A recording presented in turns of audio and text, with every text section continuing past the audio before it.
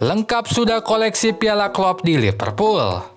Community Shield menjadi yang terakhir dari 4 piala domestik yang mungkin diraih. Lalu taktik apa yang digunakan Klopp untuk membungkam Pep kali ini? Bila kamu ingin tahu jawabannya, tonton terus video ini sampai akhir. Klopp tetap gunakan formasi andalan 4-3-3. Cederanya Alisson dan Kelleher membuat Adriannya mengisi posisi kiper. Sementara itu, untuk bek dan gelandang, pemain-pemain reguler tetap dipertahankan. Kejutan mungkin hanya ada di posisi penyerang saat Nunes dicadangkan dan Firmino yang dimainkan. Pep masih memainkan formasi 4-3-3. Nathan Ake dimainkan di belakang menggantikan Laporte yang cedera dan John Stone yang belum fit. Sementara di tengah, trio pemain utama tetap dipilih Pep. Kemudian Haaland dimainkan sedari awal diapit Grealish dan Mahrez.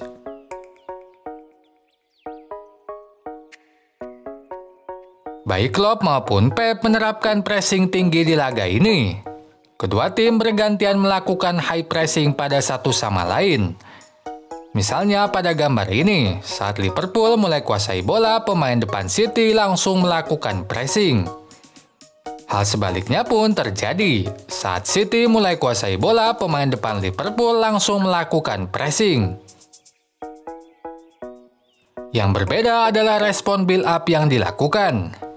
Pep meminta City untuk melakukan build-up perlahan dengan umpan-umpan pendek. Bola tidak segera diberikan ke depan dan lebih lama dimainkan di belakang. Maka tidak heran jumlah penguasaan bola back City, Diaz dan Ake jauh lebih banyak dibandingkan Van Dijk dan Matip. Total Diaz dan Ake kuasai bola selama 12,2 menit. Sementara Van Dijk dan Matip hanya 7,9 menit. Misalnya pada cuplikan ini, bola cukup lama dimainkan di belakang saat build up dilakukan.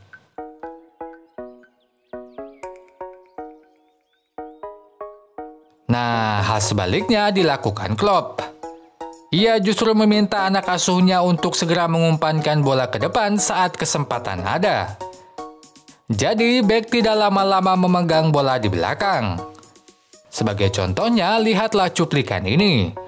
Hanya 2 umpan dilakukan di belakang, lalu bola diberikan ke depan.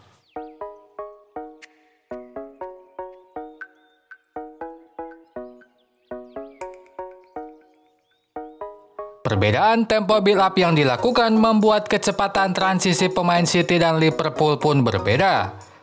Contoh paling tepat dapat dilihat dari transisi bek kiri kedua tim yaitu Cancelo dan Robertson. Cancelo butuh 11-12 detik untuk sampai ke dekat kotak penalti lawan saat build-up dilakukan. Sebaliknya, Robertson hanya melakukannya dalam 6-7 detik. Itu bisa terjadi karena tempo cepat dan bola-bola jauh yang dilakukan Liverpool. Sehingga Robertson harus segera ada di dekat kotak penalti. Misalnya pada cuplikan ini, Robertson langsung melesat ke depan saat serangan dilakukan.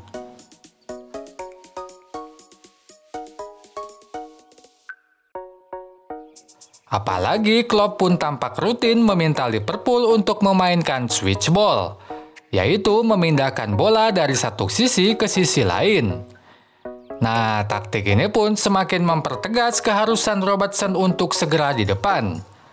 Pada cuplikan ini, bola dipindahkan salah ke Robertson yang ada di sisi lain.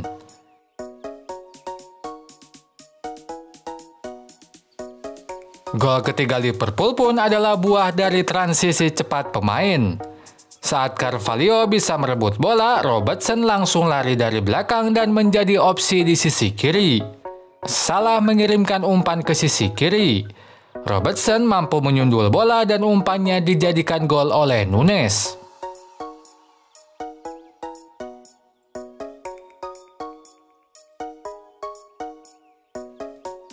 Ingin pastikan kemenangan di waktu normal, Pep melakukan perubahan di menit 73.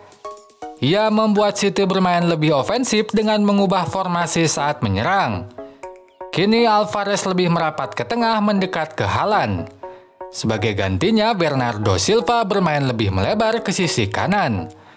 Maka saat menyerang, City condong bermain dengan 4-4-2. Perubahan ini membuat switch play banyak dimainkan City di babak kedua. Itu untuk memaksimalkan keunggulan jumlah pemain di sisi lapangan. Utamanya saat bek kanan dan kiri pun ikut maju. Contohnya pada cuplikan ini.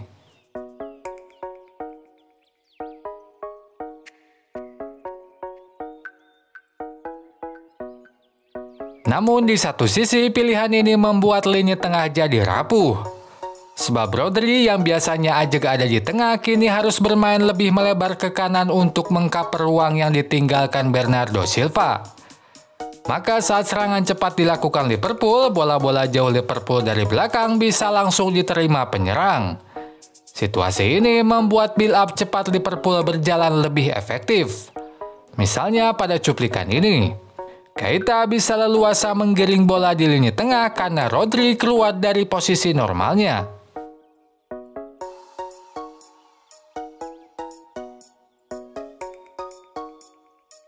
Di laga ini, Salah terlibat dalam ketiga gol Liverpool baik sebagai pengumpan maupun pencetak gol.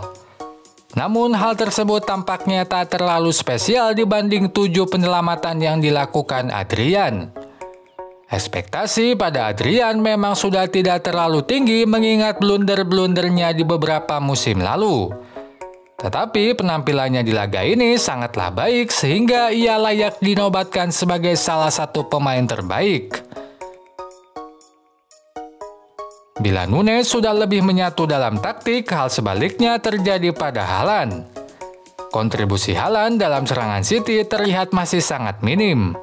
Dan itu menjadi salah satu alasan kekalahan City di laga ini selain taktik yang Klopp gunakan. Oh iya, sebelum pamit, kalau ada yang ingin ditambahkan dan didiskusikan langsung aja tulis di kolom komentar. Jangan lupa juga untuk like dan subscribe agar kamu terupdate video-video terbaru dari channel ini.